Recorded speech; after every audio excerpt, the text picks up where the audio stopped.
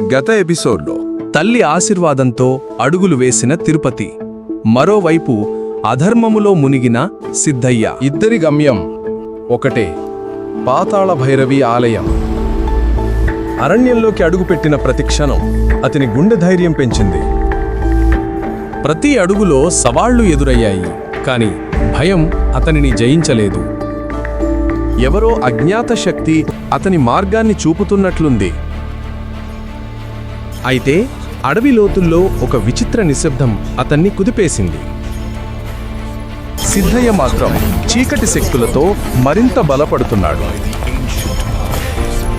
మానవ రూపాన్నే కోల్పోతూ భయంకర రూపం దాల్చుతున్నాడు. పాతాళ భైరవి శక్తి నాదే కావాలి అని మంత్రాలు జపిస్తున్నాడు. చివరికి ఆలయం దారిని తెలుసుకున్నాడు సిద్ధయ్య. అరణ్యం మధ్యలో ఎవరూ పిలుస్తున్నట్టుగా వినిపించింది.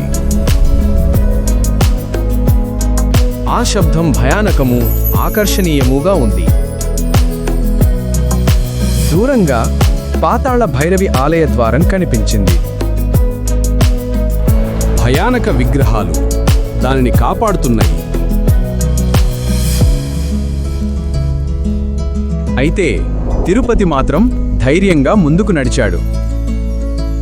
ఒకే క్షణంలో ఇద్దరూ ఆలయ ద్వారం చేరుకున్నారు. ప్రకృతి కూడా వారి సంగ్రామానికి సిద్ధమైందనిపించింది. పాతాళ భైరవి ఆలయం ద్వారం తెరుచుకుంటోంది.